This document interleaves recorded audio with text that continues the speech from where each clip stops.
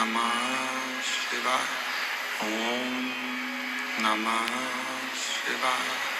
विश्वनाथ भगवान की, महाकालेश्वर भगवान की, ओंकारेश्वर भगवान की, बाबा वैद्यनाथ भगवान की, वासुकीनाथ भगवान की, गंगा महारानी की, कुबेरेश्वर महादेव की। हर हर महादेव, हर हर महादेव, हर हर महादेव। काशी विश्वनाथ ओगड़दानी त्रिकालदर्शी कैलाशी अविनाशी भगवान शिव,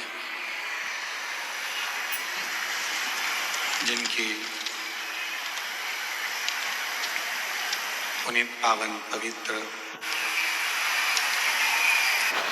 शिव महापुराण की कथा बाबा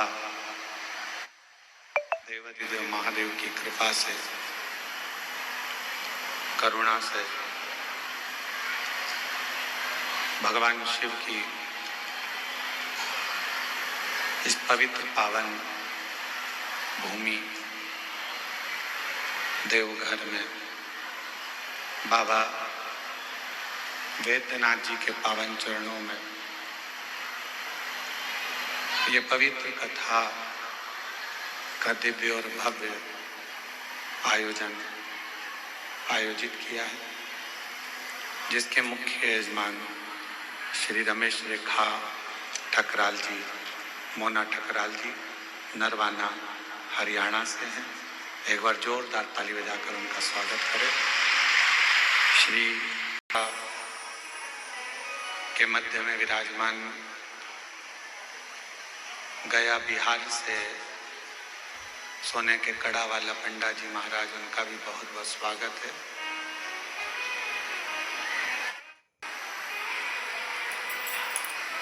वायु, आकाश, संसार का मानव, सब पर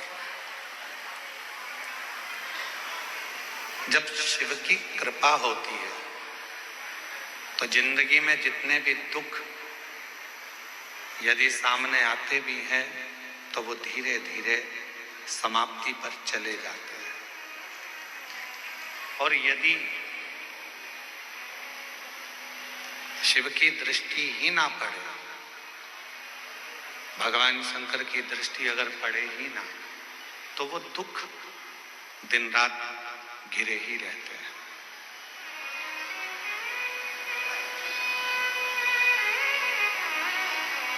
कल एक बहन जी मिलने के लिए आई थी, उन्होंने एक प्रश्न किया था, गुरुजी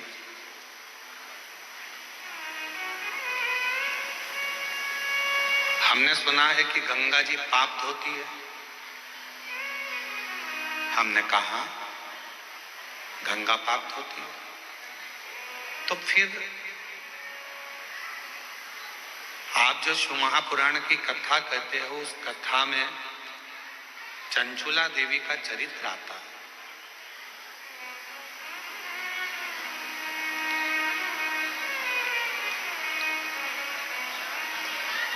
कि चंचुला देवी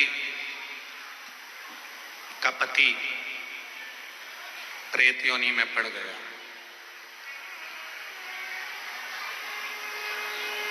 चंचुला देवी काशी पहुंची, गंगा का स्नान किया, उसके प्राण छूटे। छूटने के बाद वो पार्वती जी की सहेली बन गई। आपने ये कथा श्रवण करा, आपने ये कथा सुना, पर एक मन में प्रश्न खड़ा हो गया। और वो मन का प्रश्न केवल एक इतना सा था कि गंगा जी यदि पाप धोती हैं तो फिर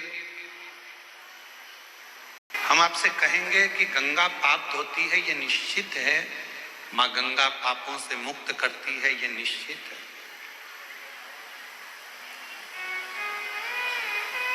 पर गंगा मैया आपके बेकार विचारों को आपके भीतर के अवगुणों को धो नहीं सकती। मां गंगा आपके पापों को धो सकती है, पर आपके जो गंदे विचार हैं, गलत सोच है, गलत दृष्टि है, गलत भाव है, इसको गंगा मैया नहीं धोती। और यही विचार, यही भाव, यही दृष्टि हमको नरक की ओर लेकर जाती है।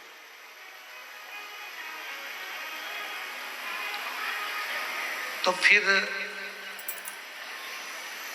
हमारे मन के गलत विचारों को, गलत दृष्टि को, गलत भावों को समाप्त कौन करता है?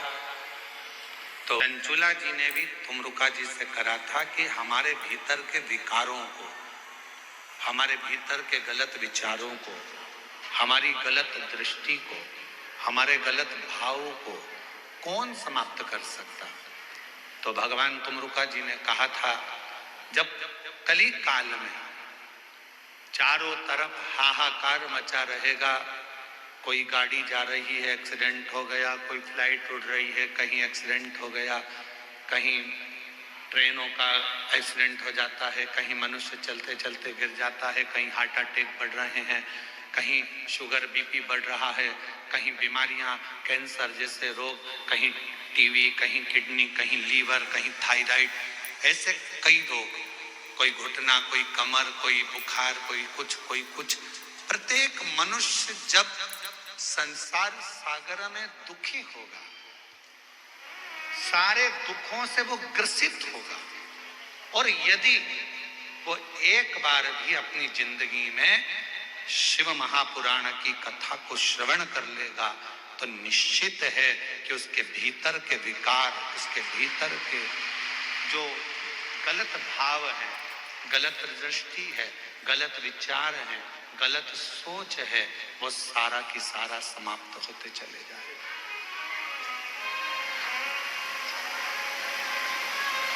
गलत विचार, गलत दृष्टि, गलत भाव अपने आप समाप्त हो गए।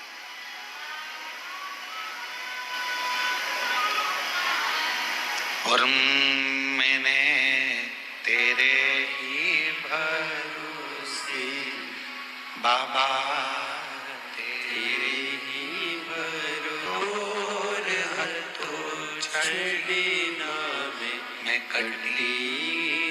विचारों को, हमारी बुद्धि को, हमारे चित्त को हमें सुधारना, तो हमें शिव महापुराण की कथा की शरणागति लेना पड़ेगा। आज हमारे साउंड वाले ने बहुत अच्छा साउंड चला रहा है, एक बार जोरदार ताली बजाकर उसका भी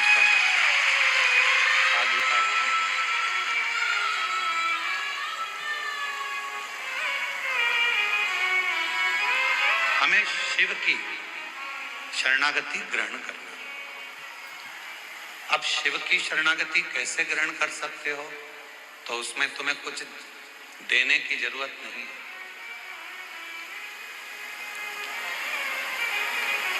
ध्यान देना, जबरदस्ती मार ठोक के माँ बाप भी नहीं बनते। कोई तुमसे कहे कि मैं तुम्हारा बाप हूं, मार मार के कहे, तो तुम उसको बाप मान लोगे क्या? अरे बोलो तो जम के। जबरदस्ती मार मार कर, ठोक ठोक कर माँ बाप भी नहीं बनते। कोई तुमसे कहे कि मैं तेरी माँ हूं, मार ठोक कर कहे तो भी माँ नहीं बन सकती। जबरदस्ती मार ठोक कर माँ बाप नहीं बनते, जबरदस्ती मार ठोक कर गुरु नहीं बनते। कोई कहे नहीं तुम्हें फोटो की पूजन करो, हमको घर में रखो, हमारी आराधना करो, हमारी आरती करो, हमारे चरण धोकर पियो, बस मार ठोक कर गुरु भी नहीं बनता। मार ठोक कर माँ बाप नहीं बनते, मार ठोक कर गुरु नहीं बनता। और याद रखना,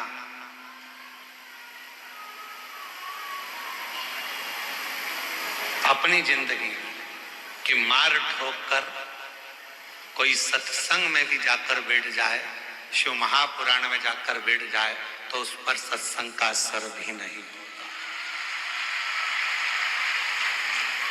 जबरदस्ती मत जा।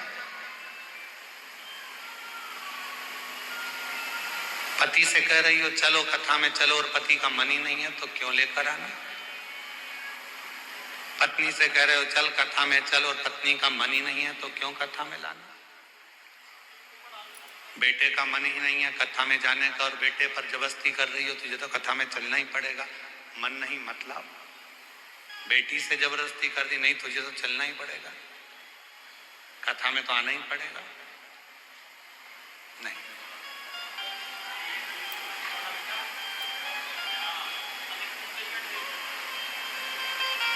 आप कथा सुनकर आपके मन में शुभ बसा हुआ है, आप कथा सुनकर जब यहां से जाओगे आपको आपका खुद का मन करे तो कथा में जाओ। कई लोग आएंगे उनको यहाँ पर चारों तरफ पड़ी हुई गंदगी भी दिखेगी।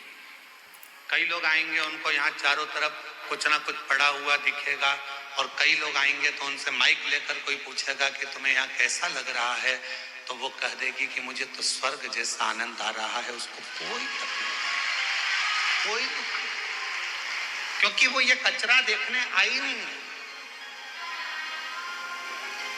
वो ये कचरा ढूंढने यहाँ नहीं आई, वो तो यहाँ महादेव को खोजने के लिए मिट्टी में भी मेरे महादेव को खोज कर ले जाने के लिए। उसको यहाँ ना तो गंदगी नजर आ रही है ना उसको गंदा दिख रहा है। लोगों ने कहा ठंड पड़ रही है, बिल्कुल कुकड़ रहे हो, लोग अपने घरों से बाहर नहीं निकल रहे आधी रात को और तुम पूरे खुले मैदान में पड़े हुए हो। खुले मैदान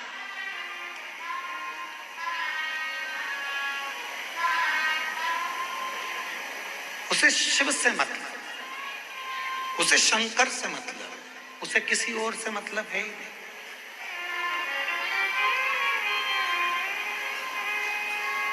मंदिर में जाकर भी अगर आप गंदगी देखोगे तो फिर महादेव से दूर हो जाओ।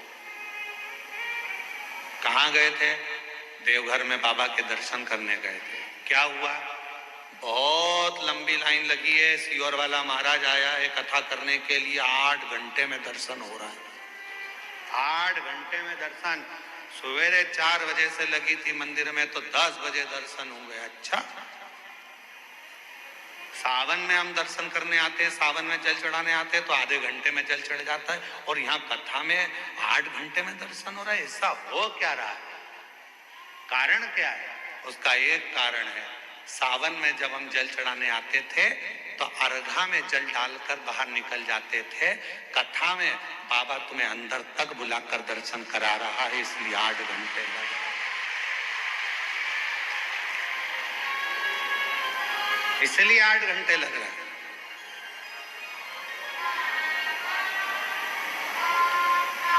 अंदर तक जाओगे, पहुंचोगे और 8 घंटे लग रहे हैं, लगने दो, कोई कारण होगा। भगवान अपने दरवाजे पर तुम्हें इतने घंटे तक खड़े रहने का मौका दे रहा है, नहीं तो तुम 10 मिनट खड़े नहीं हो। 8 घंटे खड़ा रख रहा है, जरूर कोई बात है।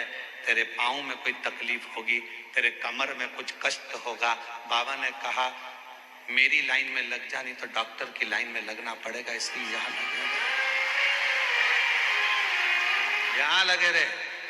धीरे धीरे धक्का खाएगी, यहाँ टकराएगी, वहां टकराएगी, पीछे वाला धक्का देगा, आगे वाला पीछे करेगा। उतनी देर में मैं तेरा कमर का बैलेंस ठीक कर दूंगा, कमर का। और जब तू जल चढ़ाने के लिए अंदर आएगी, नीचे झुकेगी, एक बार की एक्सरसाइज ऐसी होगी कि पीछे वाला धक्का देगा, मेर से ही चिपक जाएगी। पर दूध चढ़ना था महादेव पर, चढ़ेगा तुझ पर। जल चढ़ेगा महादेव पर, चढ़ेगा तुझ पर। पूरा आशीर्वाद देकर भेजूंगा, दूधो नहाओ पूतो फलो फलो। और बाबा बैद्यनाथ जी कह रहे हैं घर पर जाकर तू दूध में नींद आएगी, चाय बनाकर पी जाएगी, इसलिए यहीं से दूध में नहलाकर भेज रहा हूं।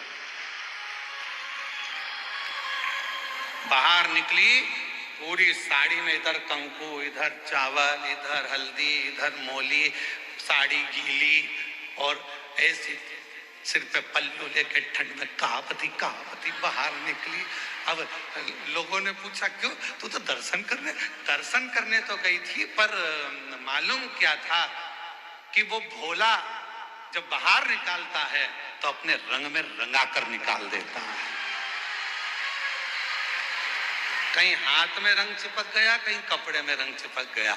बचा कुचा था तो दीवार से जाके टिक गई तो पीछे से और चिपक गई। ले, बाबा ने अपने रंग में तुझे रंग कर, अपने रंग में रंग कर भेजा है कि जब तू जाएगी ऐसी ही अखंड सौभाग्यवती होकर रंग में रंगी रहेगी। ये मेरा वर, वो शिव है। हम उसमें भेद ढूंढ रहे हैं। हम ढूंढ रहे हैं कि कथा के पंडाल में कचरा कहां पड़ा है। हम ढूंढ रहे हैं कि कथा के पंडाल में किसको अव्यवस्था हो रही है। हम ढूंढ रहे हैं कि मंदिर में जाले कितने लग रहे हैं। हम ढूंढ रहे हैं कि मंदिर में गंदगी कितनी हो रही है। तुम वो ढूंढने में रह गए और मेरा बाबा तुमसे छूट गया। तुम वो ढूंढने में रह गए और 7 दिन की कथा तुमसे छूट गई। कोई आया था दिल से कथा सुनने, उसने कुछ नहीं देखा। उसने तो अपनी पन्नी बिछाई, कचरा पड़ा था अपनी जगह, वो बैठ गया। कथा सुनी, वहीं की मिट्टी। लोग कह रहे कचरा पड़ा है, गंदगी हो रही है। उसने कहा गंदा तो मैंने देखा ही नहीं, क्योंकि मेरी दृष्टि में जो पीला चश्मा लगाता है उसे पीला दिखता है, काला लगाता है उसे काला दिखता है, नीला लगाता है उसे नीला दिखता है, लाल लगाता है उसे लाल दिखता है। और जिसके नेत्र पर शिव पुराण का चश्मा चढ़ा होता है उसे केवल शिव ही दिखता है, दूसरा दिखता ही नहीं। ये तो चश्मे की बात है ना भाई।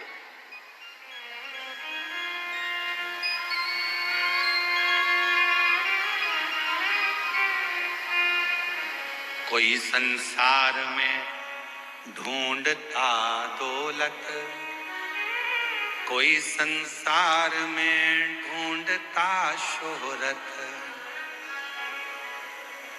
कोई संसार में आकर दौलत का होता है, कोई संसार में आकर ढूंढता दौलत, कोई संसार में आकर ढूंढता शोहरत। एक गई कल परसों, कल कथा की शिवरात्रि हो जाएगी। लोग कल की कथा सुनने के लिए आएंगे। परसों सुबह 8 बजे से 11 बजे तक कथा हो जाएगी।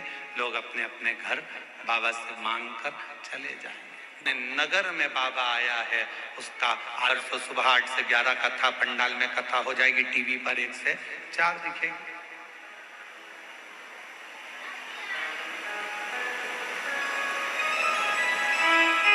बुरा वक्त आता है, पर उस बुरे वक्त को टालने का थोड़ा